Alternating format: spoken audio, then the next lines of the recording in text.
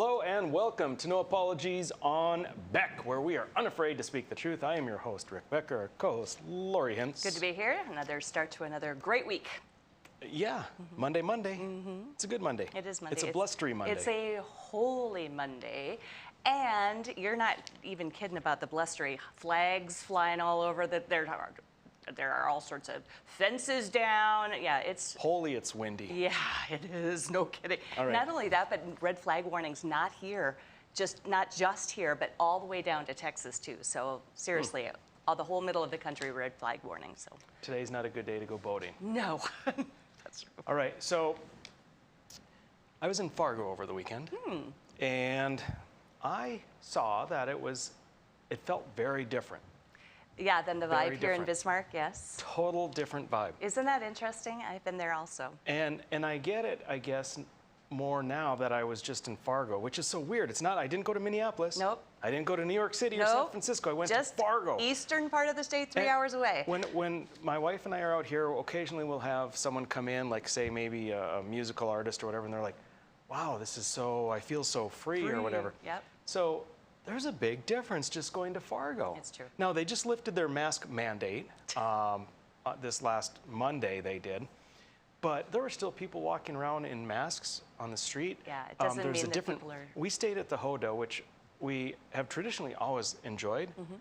That has a weird vibe, too. Kind of took all the fun out of it. Now, when you go to the Hodo, they usually have CDs of local artists playing, Right. right? You can play the CDs. I'm Sure. like, there's no CDs. My wife said, well, you can't maybe touch 'em people were because- stealing them, or maybe it's because of COVID. I'm like, it's no, COVID. it's not because of COVID. It sure Honey, it is. come on. Yeah, it is. So I called. I'm like, hey, we come here. We usually like to listen to the CDs. Are you guys not doing that anymore? Oh, COVID. I'm like, What? oh my God. Yeah. I wanted to leave right away. It's frustrating. But the thing is that it's different. Bismarck to Fargo. And I'm sure Fargo to Minneapolis, it's going to be Agreed. different again. And Minneapolis to pick a city in Yep. California, Exactly. it's going to be different again. And it just got me thinking about the politics of this whole COVID situation. Numbers came out for Texas. They dropped the mask mandate, and people were screaming, oh my God, your numbers are going to go up. No, Just the opposite. They plummeted. They plummeted. I saw that same thing today. I'm like, really? The numbers going on in Florida and Texas continuing to confirm everything is kosher despite opening up and despite the warnings of the liberals. Right.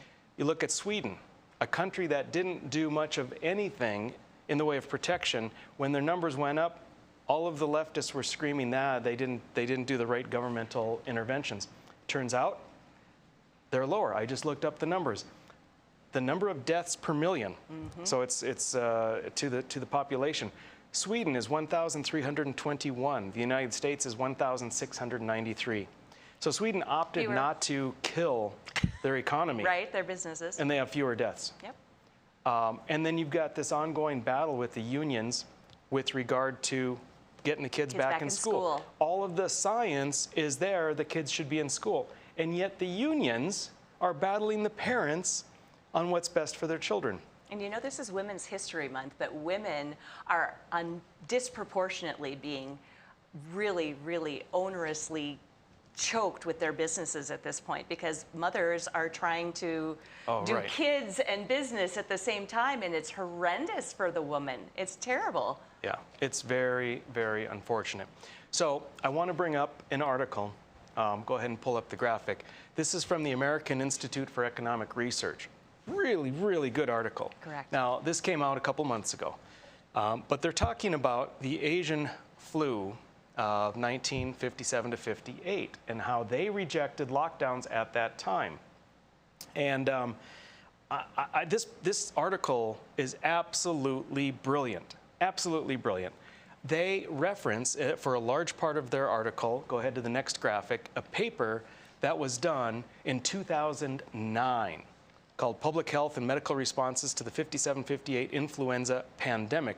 Now, this paper was done in 2009 because that was the time when they were looking at the H1N1 during Obama's administration and how they should be handling it and looking at the science, and they looked back at this epidemic, which was most closely related.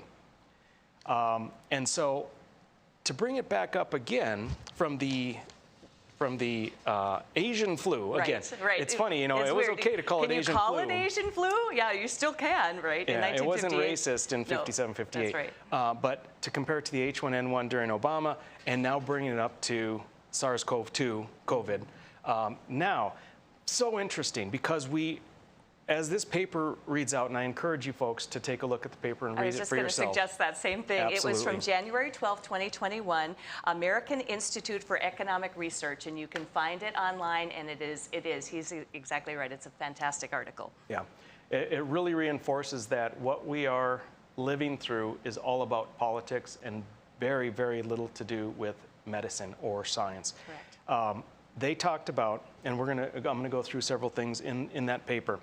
Globally, they figure it might have been 5 times as deadly as COVID-19 as far as deaths per capita. And for younger people, too. Yes, absolutely. Far younger people, too, which is, you know, frightening. Right. 40% of the deaths were in people under 65, whereas currently we're looking at 10%, maybe upwards of 20% are under 65. Right. So far worse for younger people.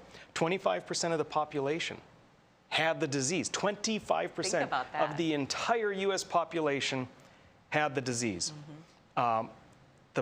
The public health experts, they got together and they're like, wow, this is a big deal. What should we do? Just a little heads up, the opposite of what we did. Right, and it's because they made their decisions based on science as opposed to what we did in SARS-CoV-2, COVID. Which was all political. Coronavirus, all political. Mm-hmm. They decided that what they needed to do was look at, should we close schools? Should we close businesses? Should we ban public events? And they rejected all of that. They rejected it. Say that again. They did not close schools. They did not ban public events. They did none not of close that businesses. Stuff. No.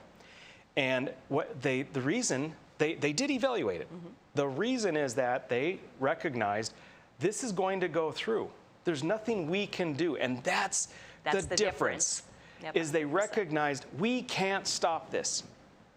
Whereas now, 50 years later, everything is all about, well, government has to do something. We have to be able to manage this in some way. Yeah, you can't manage it. And what they believed is that by trying to do anything to slow it down, all they would be doing is delaying herd immunity. Do you remember saying that? I remember saying that early on in the pandemic and early on in this program, too. We showed our curves early in the program. We did the same thing. And we said, you know what, all you're going to do is just make it go longer rather than shorten it up. And it's so borne that out. The harsher, the more the draconian the restrictions, the more you keep the curve down, but you lengthen it. And the total number of people infected is the same in the end, regardless. So decisions at that point were made on medical reasons rather than political ones. In 2020, the goal was essentially to harm Trump in any way that could be done. It was, you know, confounded and added and compounded because they continued to do it. The longer they did it, the more they felt they were harming his political career. Right.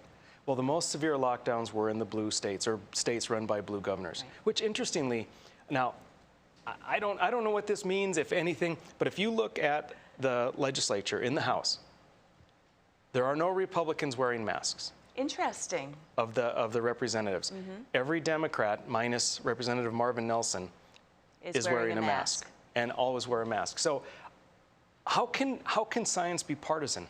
Right? It isn't. It isn't. Well, okay. There's a lot more to talk about, so we'll run through the break and we'll come back and we'll hit some more of this 1957 and 58 epidemic when we come back.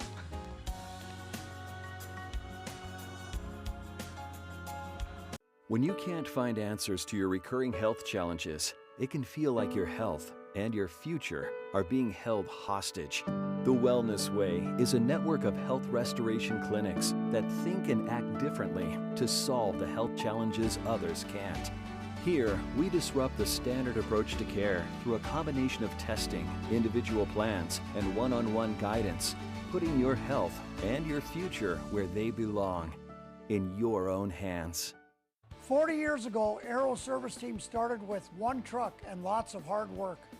Times may have changed, but the hard work that we put in to get your lives back in order after fire, water, and disaster hasn't. Over the years, we've seen so many families lose their belongings due to water and fire damage. Restoring homes back to the original state has made every hour of hard work well worth it. Thank you for trusting our family with yours. When disaster strikes, you only have to make one call. Aero Service Team does it all. It's every American's right to bear arms. At Mandan Sporting Goods, we're here to help you support your Second Amendment rights, which reads, a well-regulated militia being necessary to the security of a free state, the right of the people to keep and bear arms shall not be infringed. Whether you're looking for a pistol for personal defense or collector gun, we have the staff to help you.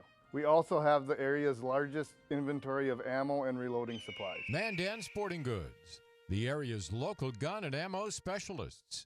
40 years ago, Aero Service Team started with one truck and lots of hard work. Times may have changed, but the hard work that we put in to get your lives back in order after fire, water, and disaster hasn't. Over the years, we've seen so many families lose their belongings due to water and fire damage. Restoring homes back to the original state has made every hour of hard work well worth it. Thank you for trusting our family with yours. When disaster strikes, you only have to make one call. Aero Service Team does it all. Every great pizza has a secret. At New York To Go, that secret lies in our perfectly recreated New York water, the key ingredient to making our signature New York-style pizza. We also feature gyros, with the region's only gyro meat spit, plus Nathan's Hot Dogs, calzones, and our delicious jumbo buffalo wings. Try a 14-inch or our special giant 20-inch pizza tonight. You gotta know how to pull them if you want to hold them. New York To Go, we deliver for you. Hey Bucks fans, if you're planning an outing, birthday, or employee appreciation night, then bring your group out to the Buck Stop for a night of fast-paced, high-scoring football. Your group will receive discounted tickets, options for reserved seating, scoreboard messages, VIP services, swag, and a space to gather during the game. You can also participate in pre-game ceremonies, halftime entertainment, in-game contests, and more. Call 701-595-0771 or visit bismarckbucks.com/tickets. All GA is first come, first serve. We'll see you on the turf. Go Bucks!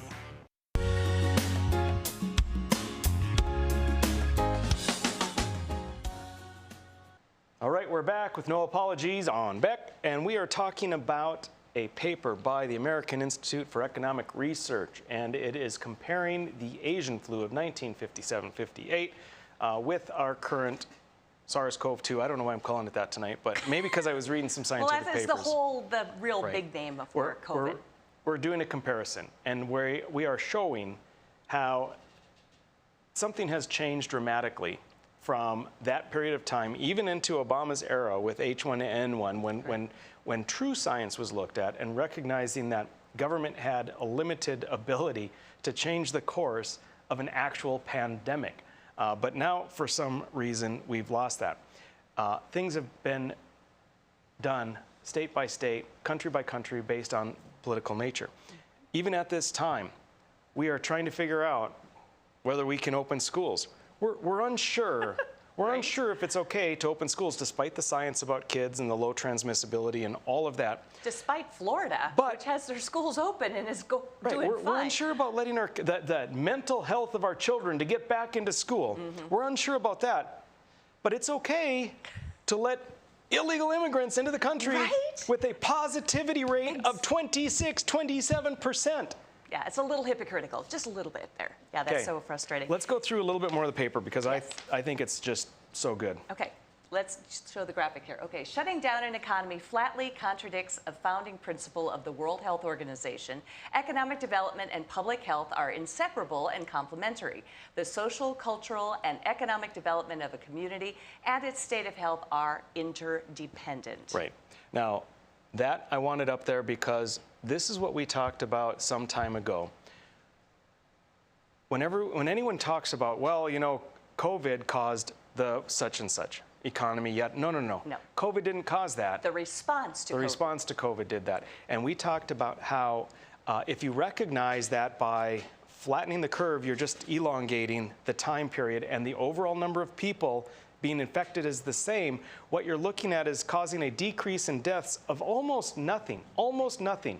The only deaths you might save are those that would have needed to go on a ventilator or in the ICU but couldn't because it was full. That didn't happen in Never North happened. Dakota. Nope. Did not happen.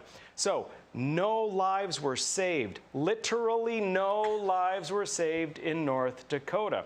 However, what we know is the ramifications of the government intervention are significant. Okay. You're talking about very significant mental health issues. People that have been quarantined and in isolation for long periods of time. Domestic abuse, substance abuse, suicidal ideation. We're talking about the elderly, failure to thrive because of no human contact in long-term care. It's horrible. When you go across other countries, and probably to a degree in this country as well, you're talking about the economic repercussions. When you're talking about a decreased economy, you're talking about decreased prosperity, and you're talking about death, literally death. Yep. And the numbers are there. You can a decrease in economic growth, a decrease in GDP for a given country, especially in emerging countries and third world countries, translates to increased deaths because of poverty. So there are these ramifications, but damn all of that.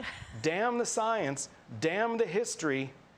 All we know is politics. Right, and that's the truth. And you can add the ramifications of the media bias to this as well. For instance, during this pandemic that we had, it was nonstop media coverage of it. It's still nonstop coverage of pandemic stuff. At that point in 1957 and 1958 with the Asian flu, there was one single New York Times editorial on the Asian flu. It reflected public health wisdom, quote, "Let us all keep a cool head about Asian influenza as the statistics on the spread and the virulence of the disease begin to accumulate." So that's all they said. They said one article about the whole thing, and so it didn't create panic, and so the created fear is a very big difference between 1957, 58 and here. And it was a 3-month deal. Yep. 3 months. Yeah, because it lasted for 3 months. Because they allowed it to progress, like Sweden did, progress through the community.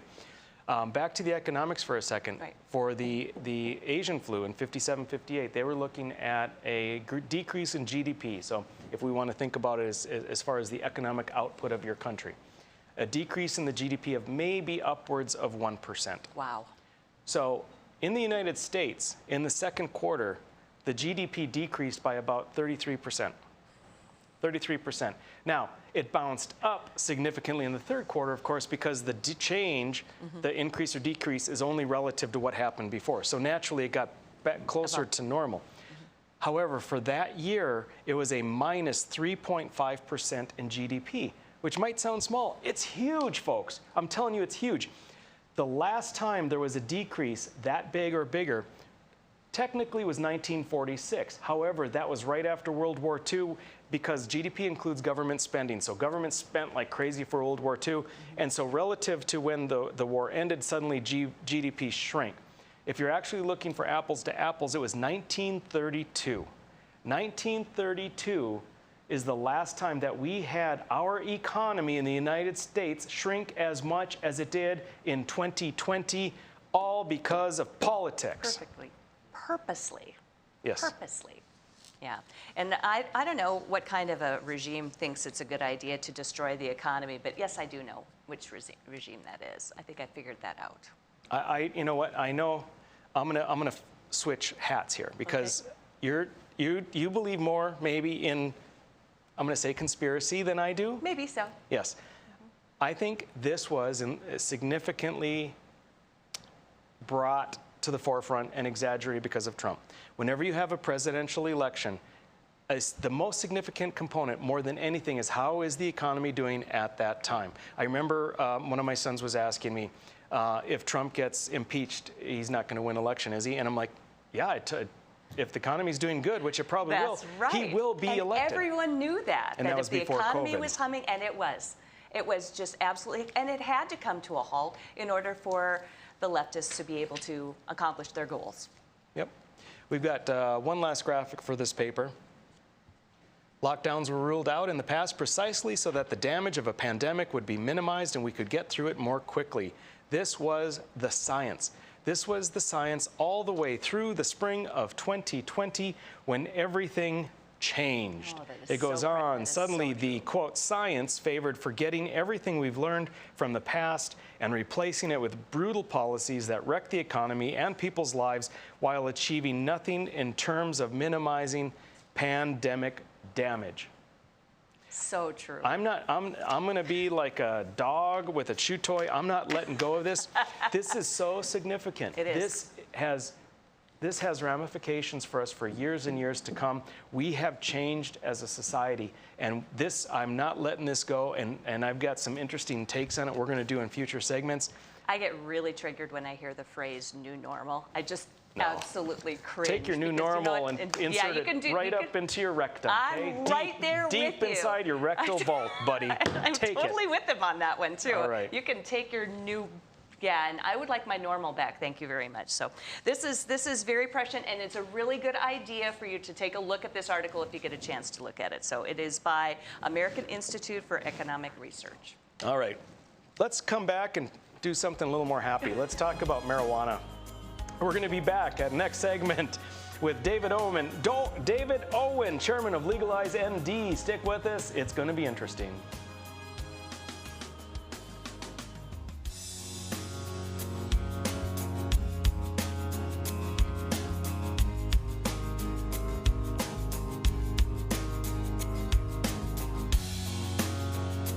When you can't find answers to your recurring health challenges, it can feel like your health and your future are being held hostage.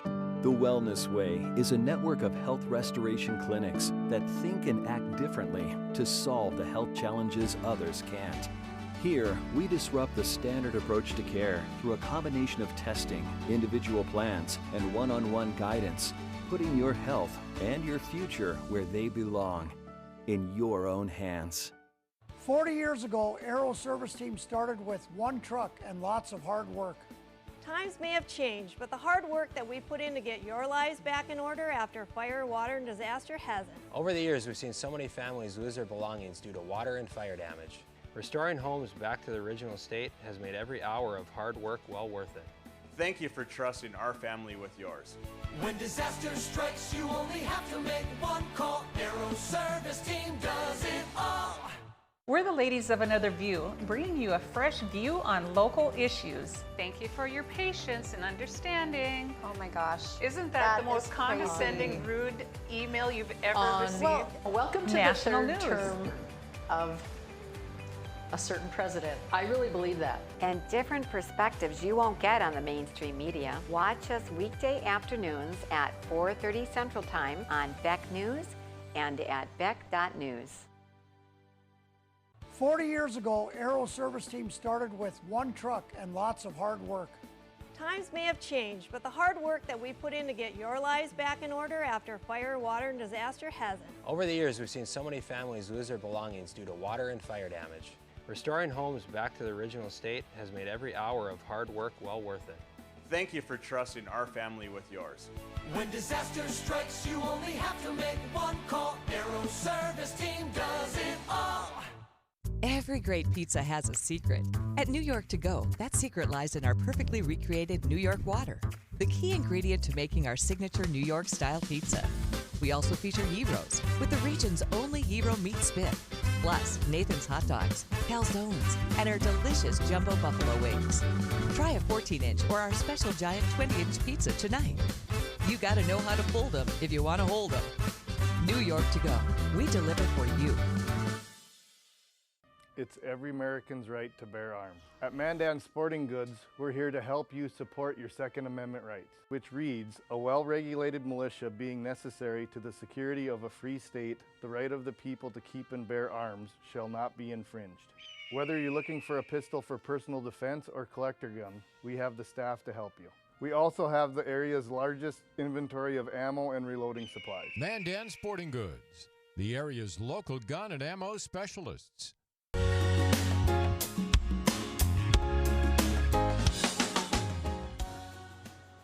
All right, we're back. It's No Apologies on Beck, your after hours oasis of sanity. And we are here with David Owen, chairman of Legalize ND.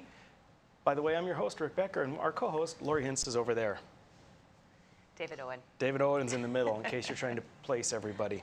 All right, so David, legalize ND. So we now have had a bill go through the House which would have legalized, we'll call it recreational marijuana. I know the euphemism or the term, the preferential term is adult use marijuana. I don't care. You don't care. Well, yeah, what difference does it make now? Because it passed in the House, but it failed in the Senate. Yeah, it went down pretty quick. It was a red cascade in the Senate. You voted right on that one, though. You were green. I almost always vote right. What was interesting about that bill, though, was it was a Republican leadership bill. It was Doc, Hedlund, and Pollard. All were voting for it. Doc was the sponsor. Hedlund was also a sponsor. Representative Jason Doctor. And it still just got destroyed in the Senate. And that's despite Majority Leader Wardner going to the media and saying that he was going to vote for it. Wow. Remember Majority Leader Wardner? Oh, no. Oh, no. It was the Republicans from Grand Forks that voted for it in the Senate. Then it was Senator Kristen Roars, Senator Nicole Pullman. And the fact that I can name them all is it tells you how this went. Like two hands? Yeah. 8 Republicans, 2 Democrats, I believe. Really? Really? Yeah. I think you got Senator Bakke and Senator Hogan were the only 2 Democrats that voted for it. It was just a red cascade. The board just went. Okay, so I know why it passed in the House. Because the perception was it's an inevitability that recreational marijuana will pass by the voters. And so why not get ahead of it, be able to make it so it's not a fiasco like medical marijuana was a few years ago. Also, take the opportunity to regulate it and tax it. That's why it passed in the House. And that's why I thought it was going to pass in the Senate. What's your take? Why did it not pass in the Senate? The aspect of, quote unquote, the fear wasn't there. So this was really a vote based on fear. It was how serious and how credible do you believe legalize ND is, and how credible is the threat of a ballot initiative? That's what the vote hinges on, fundamentally. So if the fear disappears, then the board turns red. And unfortunately, if you look at the testimony, there are some people who came who, quite frankly, nobody took seriously. And the existing constitutional measure, legalize ND didn't have a measure at this time. The existing constitutional only had 420 signatures after 2.5 months of collecting. Wait, 420 signatures? Are you sure that's That's the right what they number? claim on the website. Come on. That is literally what they claim on the website. Come on. That's what they claim on the Wasn't website. the bill number like? Yeah, the bill number was 422. But they claimed 420 signatures. I think it's 400, but point remains the same, right? Okay. In order to be on track for a ballot initiative, you need to average 2,000 signatures a month if you're constitutional. Sure. During the winter, and you need 3,000 a month during the summer. And they're now at it for 2.5 months, and they are averaging 250 a month, which means it'll take them something like 10 years to collect what they need. So everyone goes, these people aren't serious, they're not credible, they're not a threat. It's not going to happen. Kill it. Okay. And they didn't realize that the org that's always kind of done this stuff was kind of sitting on the sidelines. And that's your organization? Yeah. We were the ones that got rec on the ballot the first time. We were, to some degree, involved in the medical, although there's debates how involved we were. I'll say that there's a lot of overlap between the medical and the recreational groups. And so this other group is just, it's the same usual suspects. And when you come in and you're trying to sell this inevitability, and you come with 400 signatures in 2 months, everyone laughs at you. They go, it ain't gonna happen. Right.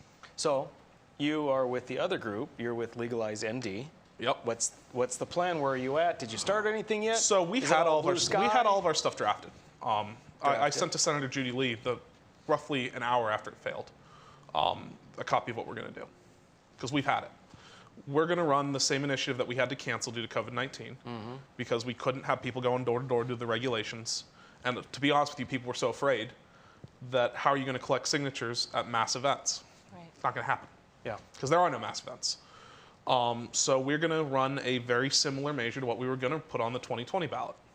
It's statutory. It's not constitutional. There are some debates over whether or not there's going to be home grow in there. We'll see how that falls.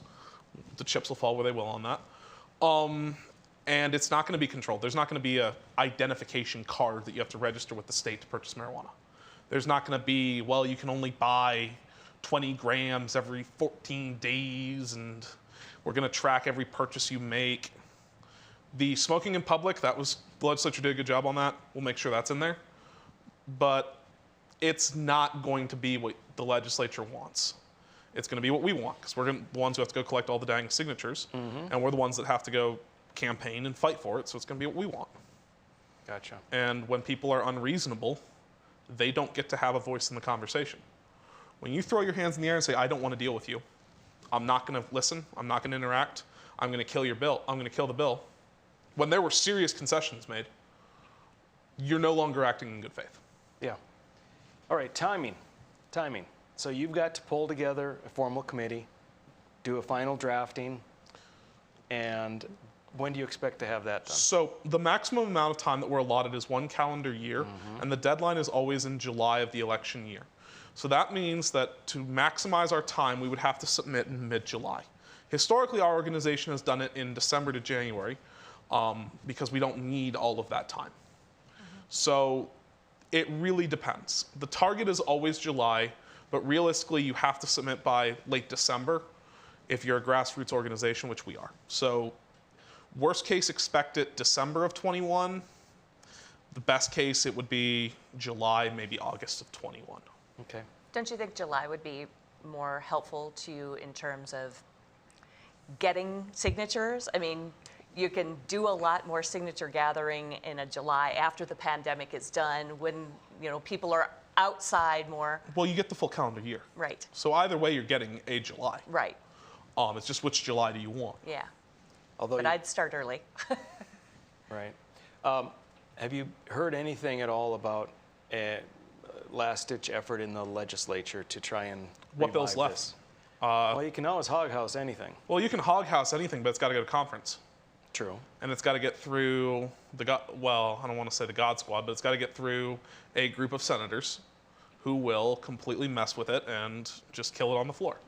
I remember Senator Dever famously saying on the floor that he was going to introduce a delayed bill, which was going to be a concurrent resolution to study this and push it through delayed bills to allow people to vote yes or no on whether or not they want recreational marijuana. I sent Senator Dever a text after that speech. He still hasn't gotten back to me. I called. He hasn't gotten back to me. So seeing as he's not even willing to introduce the bill he claimed he was going to introduce on the floor, what does that tell you, folks? Interesting. Very interesting. Yeah, what a quandary. I mean, it's a very interesting situation. I'm not sure. I do think that if it gets on the ballot, it will pass. Yeah. I do think so. And so I think that the legislature, for better or for worse, because if it's going to pass, I mean, I'd prefer not to have it so regulated and highly taxed. And so, which is, again, why I thought it would pass this time. But I do think it'll pass. And I will say,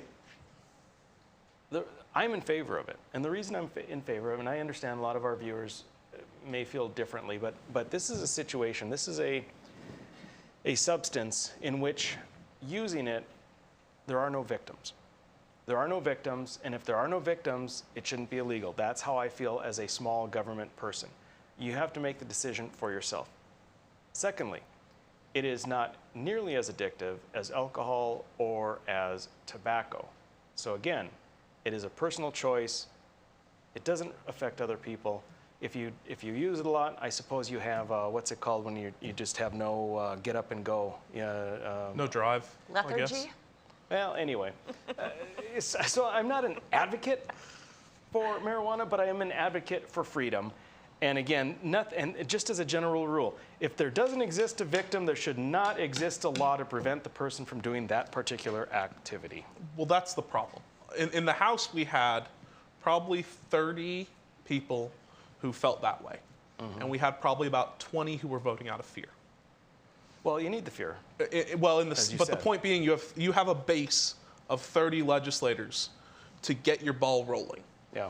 In the Senate, your base is like 3.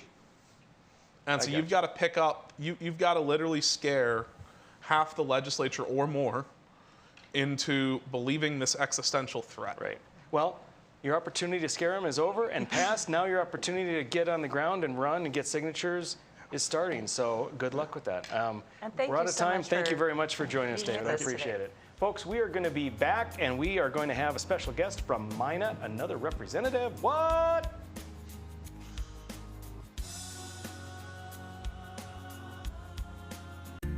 Today's households have more digital devices than ever before. More links to family, business, education, and entertainment. Beck Communications spent over 10 years building North Dakota's fastest fiber optic internet service. Beck Lightband Internet, outpacing speeds in large cities nationwide. Lightband Internet handles all your digital needs without throttling your connection to the world. Beck Communications, valuable digital connections in rural North Dakota. Watch No Filter with me, Debbie Schlussel, for no-nonsense, unfiltered analysis of the news that matters to you. You'll see engaging guests. It began a 444-day nightmare. Entertaining analysis. And it has everything to do with something that happened in history. And honest movie reviews. Trust me, this is just atrocious. No Filter with Debbie, weeknights at 10 p.m. Central on Beck News and online at beck.news. Every great pizza has a secret. At New York To Go, that secret lies in our perfectly recreated New York water, the key ingredient to making our signature New York-style pizza. We also feature gyros, with the region's only gyro meat spit, plus Nathan's Hot Dogs, calzones, and our delicious jumbo buffalo wings. Try a 14-inch or our special giant 20-inch pizza tonight. You gotta know how to fold them if you want to hold them. New York To Go. We deliver for you. It's every American's right to bear arms. At Mandan Sporting Goods, we're here to help you support your Second Amendment rights, which reads, a well-regulated militia being necessary to the security of a free state, the right of the people to keep and bear arms shall not be infringed. Whether you're looking for a pistol for personal defense or collector gun, we have the staff to help you. We also have the area's largest inventory of ammo and reloading supplies. Mandan Sporting Goods, the area's local gun and ammo specialists. Hello, I'm Mike Lindell, and as you know, my passion is to help each and every one of you get the best sleep of your life. That's why I created my new Giza Dreams bed sheets. I started by using the world's best cotton called Giza. It's only grown in a region between the Sahara Desert, the Mediterranean Sea, and the Nile River. It's ultra soft and breathable, but extremely durable. My Giza sheets also include full 21-inch wide pillowcases that will fit over any pillow and deep pocket sheets that will fit over any mattress. The first night you sleep on my sheets, you'll never want to sleep on anything else. Go to MyPillow.com or call the number on your screen right now to get your very own MyPillow Giza Dream Sheets. Giza Dream Sheets are available in a variety of colors. Use your promo code, and for a limited time, when you buy one set of sheets, you'll get another set absolutely free. For the best night's sleep in the whole wide world, visit MyPillow.com.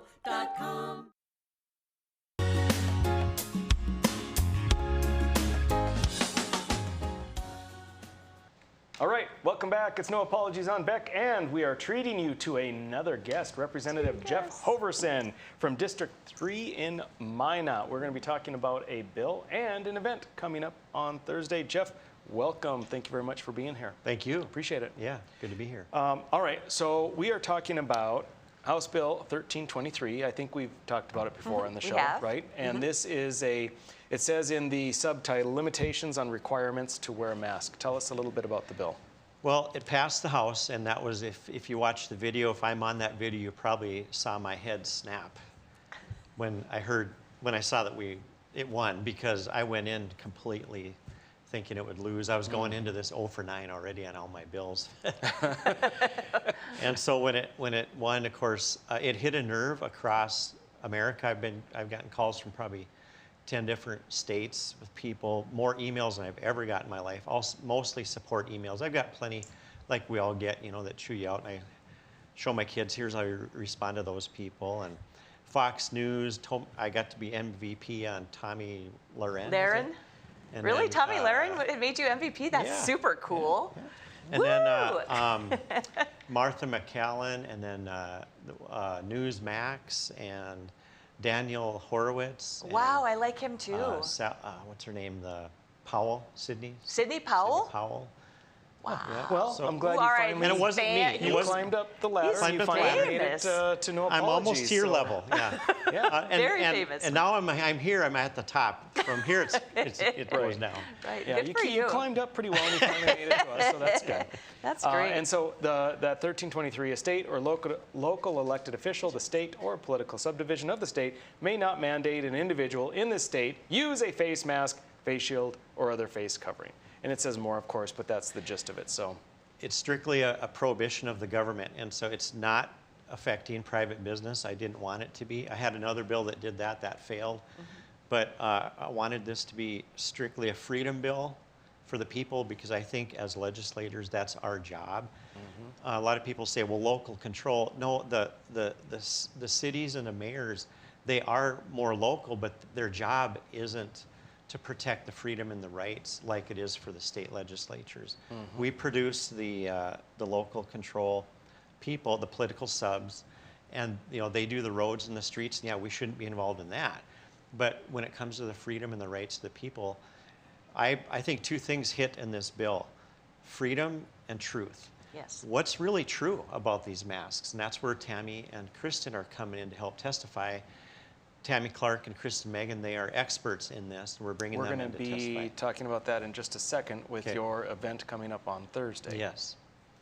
So that's what the bill is about. The hearing is on Thursday in political sub. It's going to be uphill too, but I hope my head snaps again, and we're praying for that. Well, see, the thing is that it's local control. That's fine, but the thing is, you can't get more local than the individual. Right. And this is not prohibiting someone from wearing a mask. If you want to wear a mask, wear a welcome mask. to. Yep. Wear a mask. It doesn't say you can't wear a mask. So it's not taking control away. Right. We're just saying you can't force someone to wear a mask, right? And could I add, Rick, that please do. The reason freedom is important is because it works. A lot of people, I think, interpret us who believe in freedom in whatever way we do as, well, you just want to be selfish, you don't care about people. But actually giving power back to the people where it belongs actually works better than taking the power away and putting it, whether it be a local sub, state, federal, or now we have this big world. I mean, we've got unelected people that are behind a lot of this stuff. So that's a big problem. I don't remember having Fauci or Klaus Schwab's or Deborah Birx or any of these people on the ballot when I voted. So yeah. Let's get to your event. Okay. Pull up the graphic here, gents. There's an event on Thursday. Tell us about it, please. Again, Tammy Clark and Kristen, they're experts in this, and this is going to be free. We're inviting skeptics. I've invited public health, the governor, mayors. We're trying to invite whoever we can, because this is not just a rah, rah, rah in the echo chamber. We want to listen to what these ladies have to say, and they can handle any question. They've done this many times, and they're blowing the lid off, frankly. They'll be worth just coming to listen to them. And we want it to be civil, so we're going to have cards that people write their questions on. Sure. It's not going to be a big fight. I'm thankful that Scott Hennon, the radio host, is going to be hosting that, and so he's going to be asking the questions. So that's Thursday night. And it's free? This Thursday. Totally free? Free will offering? Totally free will offering, because these ladies are doing it for free. They just want to make a big impact, and I'm just very impressed with them. I don't want to get my hopes too high, but at the same time, it's all about convincing the senators that freedom works and truth matters, basically. Do you have an open invitation to all the senators so that they can be there and see these people too, or? We have a special invitation the night before that they're invited to the Marriott to come. We have burgers, just as an informal question and answer time. Great, with the ladies. give them a chance to. And we have a nurse coming from North Dakota, a nurse practitioner. I mean, I've got a friend who is he's a military guy who does a demonstration with the masks. I mean, there are a lot of people that you hinted earlier, the parents especially. This is a funny story. I was in the bathroom at the Capitol, and all of a sudden, I won't get too graphic, but the guy next to me says, "Jeff Hoverson." I'm like, awkward. Yeah, guys usually don't talk at all in the bathroom. But anyway, long story short, he went on to tell me that his wife has a group in Fargo, a very large group of hundreds of moms, and they were in tears when it passed. Again, this bill is not about me. This bill is about how the government's affecting people's lives. And he said the reason is, they said, please, somebody stop forcing us to put masks on our 6-year-old children. Right, that's just. And you know, I'm getting pressured to let go of the school thing, but basically it's out of my hands when it's in the committee's hand. Right. All right, so Thursday, it's going to be at the Heritage Center. Yep. Doors open at 6. Yep. It's going to be a light supper, free will donation, guest speaker start at 7. Yep. 1323, which is the mask bill, is going to be heard in the Senate on Thursday as well, correct? Yep, that's correct. All right. Yep. All right, folks, so hop on out to the Heritage Center Thursday, show some support, ask some questions, express your cynicism, whatever you want to do, but be involved, and then also call your senators, tell them to pass that mask bill 1323 when they hear it on Thursday. Jeff, thanks a lot for being with us. Folks, we're going to be back with a little bit of brain food. Stick with us. When you can't find answers to your recurring health challenges, it can feel like your health and your future are being held hostage. The Wellness Way is a network of health restoration clinics that think and act differently to solve the health challenges others can't.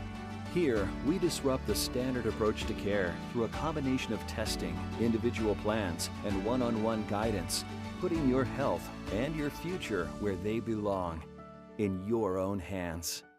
40 years ago, Aero Service Team started with one truck and lots of hard work. Times may have changed, but the hard work that we put in to get your lives back in order after fire, water, and disaster hasn't. Over the years, we've seen so many families lose their belongings due to water and fire damage. Restoring homes back to the original state has made every hour of hard work well worth it. Thank you for trusting our family with yours. When disaster strikes, you only have to make one call. Aero Service Team does it all. Big shout out to North Dakota and Beck News, where you can watch the Dr. Duke Show each weekday at 4 p.m. Central Standard Time. North Dakota is one of the last bastions of sanity in our republic. The legislature consistently passes pro-life and family legislation. This session, North Dakota legislature is trying to thwart efforts to allow boys to say they are girls and play on girls' sports teams. Go North Dakota. And thanks for carrying the Dr. Duke Show on Beck TV. 40 years ago, Aero Service Team started with one truck and lots of hard work. Times may have changed, but the hard work that we put in to get your lives back in order after fire, water, and disaster hasn't. Over the years, we've seen so many families lose their belongings due to water and fire damage. Restoring homes back to the original state has made every hour of hard work well worth it. Thank you for trusting our family with yours. When disaster strikes, you only have to make one call. Aero Service Team does it all. Every great pizza has a secret. At New York To Go, that secret lies in our perfectly recreated New York water, the key ingredient to making our signature New York-style pizza. We also feature gyros, with the region's only gyro meat spit, plus Nathan's hot dogs, calzones, and our delicious jumbo buffalo wings. Try a 14-inch or our special giant 20-inch pizza tonight. You gotta know how to pull them if you want to hold them. New York To Go, we deliver for you. It's every American's right to bear arms. At Mandan Sporting Goods, we're here to help you support your Second Amendment rights, which reads, a well-regulated militia being necessary to the security of a free state, the right of the people to keep and bear arms shall not be infringed. Whether you're looking for a pistol for personal defense or collector gun, we have the staff to help you. We also have the area's largest inventory of ammo and reloading supplies. Mandan Sporting Goods, the area's local gun and ammo specialists.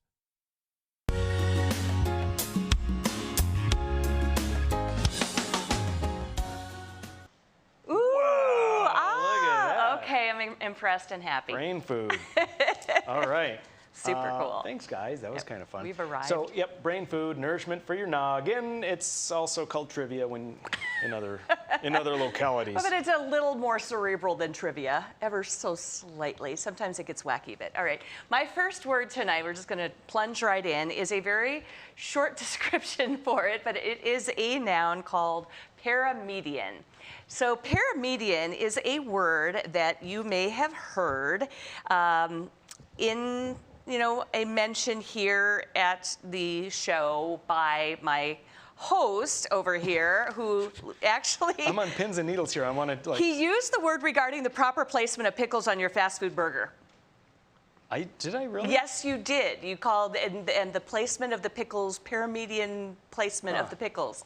You did. Wow. That's very dorky. It was so awesome. stupid. What's funny about that to me is that the word is totally a medical word, and you conflate it and put it right into the fast food, which was fantastic. So it is a medical, the medical definition of paramedian is situated adjacent to the midline. That's it. It's somewhat centered, and that's about it. Not situated quite. to one side of, but near the median line. And it is often used in medical terms with regard to the spine or abdominal incisions. Some medical uses would be like vocal cord position, paramedian lumbar puncture, paramedian spinal approach, paramedian line, paramedian approach, paramedian epidural. Yep. If you used it in a sentence, you would say, although both the paramedian and midline approaches were performed with the patient in the lateral decubitus position, the paramedian approach did not require flexion of the spine, unlike the midline approach. I did look up the origin just a little bit. Para plus median. Para is Greek for beside. Median is in the middle. Yeah. I use it when I talk about stitches I put for a tummy tuck. Yep. That are off the center, tacking the skin down at the level of the umbilicus, but in the paramedian position. There you have it. It's kind of dorky or dumb that I used it there. I didn't even realize I did. That just made me laugh, but it was a fantastic word, and I wrote it down at the time. So, all right, paramedian. All right. Next up, I have Edwin Drake. Edwin Drake. Pull it up. Pull it up. Pull it up. Here we go. Now that's I know ugly. you're expecting a picture of a guy, but Right. that's Titusville in Pennsylvania. Okay, now Edwin Drake was born on this day, which is why I brought him up. Okay. Edwin Drake, I guess you'd say, pioneered drilling for oil. Yes, I find it very interesting. So prior to Edwin Drake's day, which he did this drilling like 1858, and before that, there'd be occasional circumstances in which oil would be bubbling up, just like in the what's that? The Clampets. Oh yeah. Beverly Hillbillies. Yeah. Yep. Got it. Oil, they say. Okay. Yeah. But you could find it maybe there, but it wasn't very useful. You couldn't get much of it. Lamps were fueled by whale oil. Oh, interesting. And so there was a couple of companies that were developed, and they wanted to figure out how can we get more of this rock oil. And so they're figuring out, well, it's around. How do we get it? How do we get it out? They hired this guy, Edwin Drake, because he happened to be staying at the same hotel that these oil guys were that were developing a company. Yeah. And they're like, okay, we need to hire someone. And Edwin Drake was a retired railroad guy, and they're like, we should hire him because he can travel on the railroad for free, which keeps our costs down. So they hired him. Hey, Edwin, go out and figure out how to get oil out of the ground instead of just trying to scoop it up when it's sitting there. So Edwin went out, and he's like, okay, we're going to try this. And he tried drilling. He got a big steam engine, and he drilled down. And he did it like they do for salt or something like that. But the problem is it collapsed. Right? So then he thought, let's shove a pipe down there. Let's drill a pipe down there. And as it gets deeper, then we can continue drilling. So that's what he did. He put a pipe in 10-foot segments, and he got down. Not tremendous, not like today. Right. But he got down to 32 feet, and he hit bedrock. Oh, so then at that point, he has the pipe wedged against the bedrock. He starts drilling down. Of course, the technology is not very good. For 24 hours of drilling, he can only go 3 feet. People are ridiculing him. His co-investors from Connecticut go bankrupt, not bankrupt, they bail on him after spending $2,500. But Edwin says, no, we can do this. Edwin borrows $500 from the bank. They continue drilling. They get to about 70 feet after a long time, and they get to a crevice. And it was toward the end of the day, they're like, okay, let's call it a day, guys. We'll start drilling again tomorrow. They come out the next day. They look down. There's oil coming out. Oh, fantastic. Yes. Isn't that crazy? Very, very cool. He didn't patent anything. Oops. And he lost all his money in further oil speculation. Always with the tragic. He ended up broke. Oh. So now he also wasn't technically the inventor, but he was the guy that did it. That then started the whole onslaught, like you saw in that picture. It's like, whoa, there's oil rigs everywhere. Super cool. Yeah. Edwin Drake, very, very cool story. My next word is concatenation, and you said you didn't look this up. I didn't look it up, but I wanted to guess because I've never seen this word before. But I'm going to go with con, meaning like with, and catenation, like category maybe, or catalog. And I'm going to say that it's everything thrown together. Yeah, it's like maybe just a grouping of things thrown together. Yeah, it is. It is a group of things linked together or occurring together in a way that produces a particular result or effect. So exactly, yep, that's exactly it. It is a noun. Its first known use was in 1603. A quote, George McGovern was the beneficiary in 1972 of a unique concatenation of party reform and political accident. Synonyms include chain, nexus, progression, sequence, or string or train of events. Interesting. Okay, I'm going to go right to mine. Okay. Hit it up. Fracking. In 1862, Colonel Edward Roberts devised fracking. And he, at the Battle of Fredericksburg in the Civil War, he had blown some stuff up in a canal, and then he realized, wow, if you blow stuff up underwater, it does something interesting. He patented something called a torpedo, and an exploding torpedo. And for the very first time, if he dropped it in a well next to oil, suddenly oil production from that well, like an Edwin Drake well, would increase production by about 1,200%. Wow. He patented it. His royalties were 6.7% of all future increased production. And so, I'm so excited. Wait. And so, it was a very high royalty, and so other people were like, screw that guy, we're going to do our own. They would do it at night. They would blow it up. They were called moonlighters. That's where moonlighting comes from. There you have it. It's brain food on top of brain food on top of brain food. You're welcome. Tomorrow, we will begin a series profiling some of President Biden's cabinet picks, and we will host Stark County Sheriff. Join us tomorrow next time.